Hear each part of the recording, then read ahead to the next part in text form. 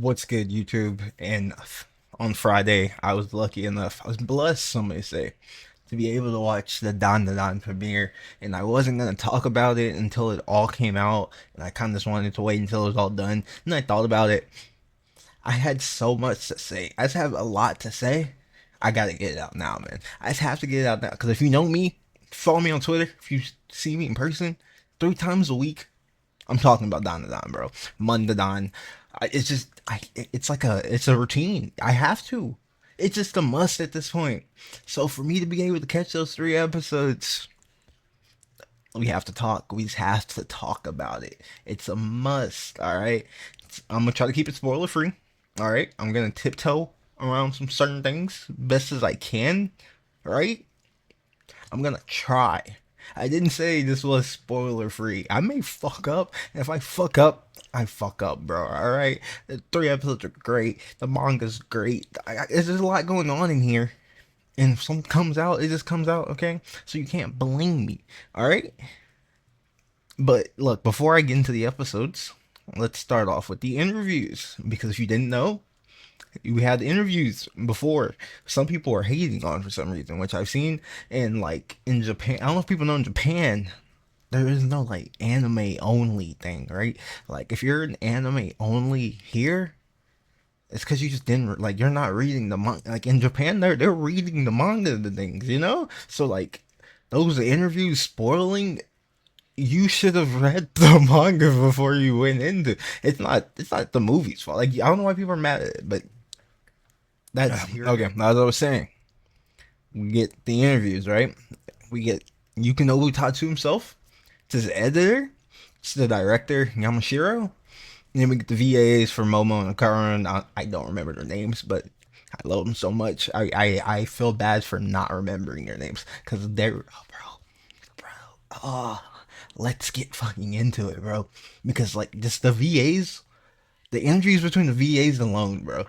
Like 5 minutes just into hearing them talk about how they got into the show, how they picked up the manga and things. I was like, oh yeah, these two are perfect. This is Momo, this is Akana. I love it. It was just it's so dead on, and I don't even think they're like big VAs for other shows. Maybe I'm gonna have to fact check myself again, but I don't think so. But yeah, anyways, so for all of them, they all talked about like how their interpretation on the character was.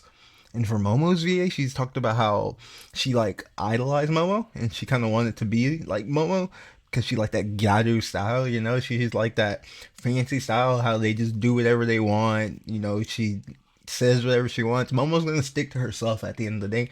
She ain't gonna change. Nothing's gonna change that. But she still got that, like, you know, deep down, Momo's still soft, you know, and that's what, and like, just I knew this about Momo. If you read the manga, it's something you can interpret yourself. But just hearing her say that, I was like, I like that. We got it down. And then we go into our Karin's first actor. Surprised me with this one. He's like, yo, I thought he was a gloomy guy, and I was like, yeah, the beginning kind of starts off a little gloomy, and he's like, but then as you know, as I kept reading, he's like, you see, he starts talking about his interest. He starts going crazy. Talks anytime he talks about things he likes, he doesn't stop talking, you know. And he's like, it reminds him of how fuck, I forgot the analogy. It was something like when you go home and you want food, you're like where's the food at? But then when you go to school, it's like can I please have some food? Which it's funny because like of course at school like those are we don't know those people. We should be like that, but it was still a funny analogy that he used. And I thought that was cool. So yeah, just from those little portions alone, I knew that those two they understood the core. They understand what it's really about. I was like, this is all we need. Like, and then we go into Yamashiro and Yamashiro Sensei. If you somehow watch this somehow some way eventually, like who knows, I'm sorry for what I'm about to say. See what I said. I like 2 minutes into it, I looked at my homeboy and I was like, yo, this guy's a nerd. This guy is a nerd, and I can tell he's a nerd, but that is what we need. I needed a nerd to work on this. It just, if it wasn't a nerd, it wasn't going to be done right. So as soon as I saw that, I knew we were in good hands. And then he starts going into like just his thought process, like how he thinks of anime, the way he's trying to turn panels into like anime, and bro, it was he's it's so complicated, it's so intricate, and I was like, oh, he's like, he may be a goat. He actually may be a goat. I have to see the anime first, but he actually may be a goat.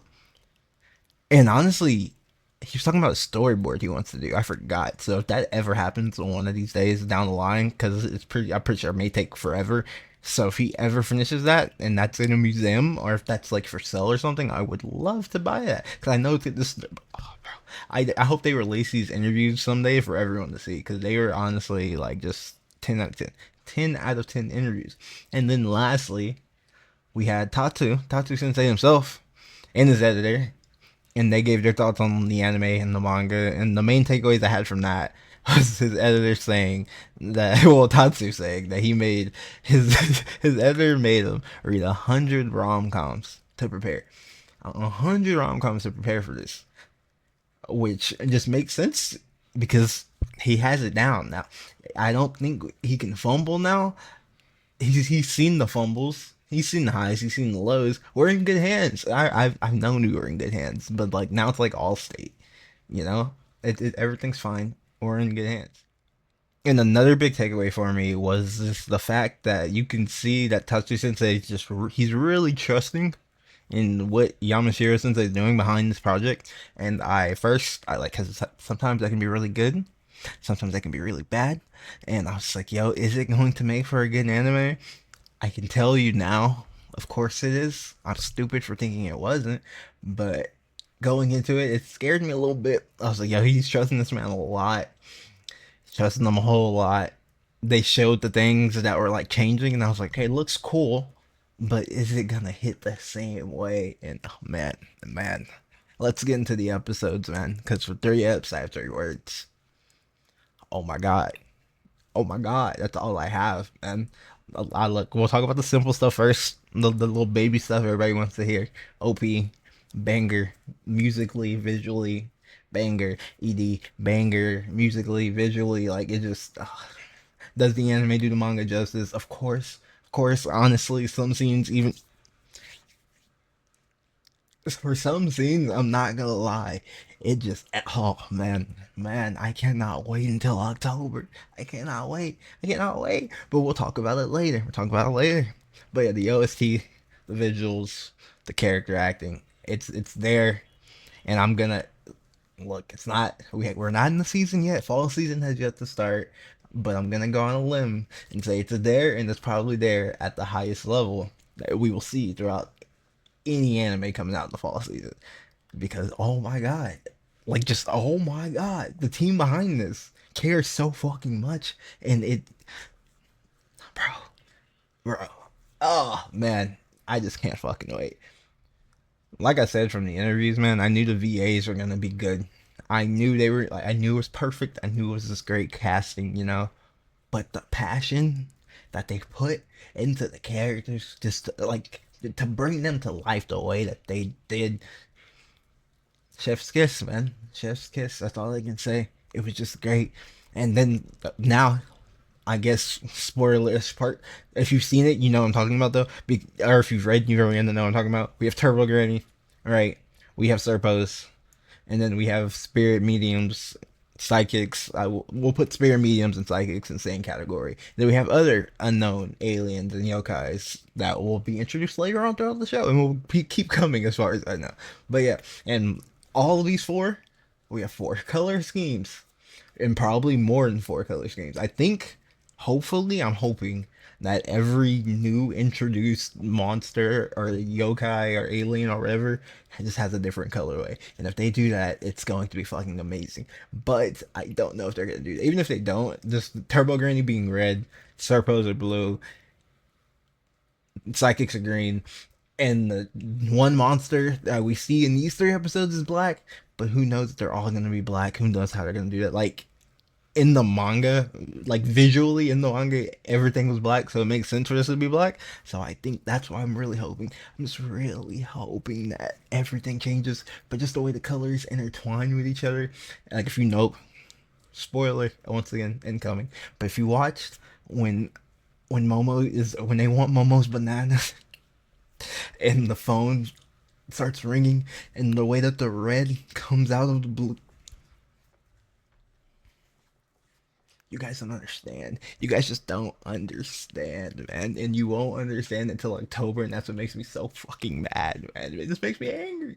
Another thing I really loved, it's gonna make me sound crazy because it's so hard to like explain, but like, and like I know it's such a simple technique. I know it's simple, but the way Yamashiro Sensei has it, the way he's doing this, bro, it's like insane. Because for a lot of the sad moments, these 3 episodes just kind of showed us how the anime is going to be doing sad moments, and it's for the emotional scenes we got to see how the anime will be portraying those, and it's as simple as just making it quiet. That's it. That's all it is. When something emotional is happening, it is completely silent. But the way that the silent it kicks in, bro, it kicks in like something just chopped your throat. Like it's just so weird. It's like all the background chatter stopped. There is no background. It's just two people talking sometimes, but it's like it's it's so crazy to explain. It's just so insane to explain. Like by the time I realized what was happening, I'm fighting tears from coming out. It's beautiful. It's so simple that it's beautiful, and it even I think I just made this video the fanboy about Dandadan. I just not realized. Maybe that's why I wanted to make this video so early, just so I could fanboy. But you know, throughout all of the action, the goose, we're always gonna have a little emotional moment, a little emotional backstory that's gonna sink it in. And I was like, how are we gonna do this in the anime? And it's like it's in its own little zone, and it's just so good. It's just so good. Overall, we have a good team. We have a great team behind this anime. We have a great cast on the front lines. We could go into war and not lose anything. We can go into war and win everything. And I'm so excited. I'm just so ready. Now I'm happy I didn't wait. I need to get this out. I just really need to get this out, man. But it drops October 3rd, I think, maybe 4th. One of those 2 days. And Look Back also comes out on one of those 2 days. So go see Look Back as well. But this is a down the video. We're gonna keep it down the line. So yeah, October 3rd, October 4th, go watch Down the Line. You won't regret it. And even if you don't go watch it, everyone's gonna be posting about it. I don't care. You're gonna see it anyways. It's gonna be everywhere. And it's gonna be so fucking hot.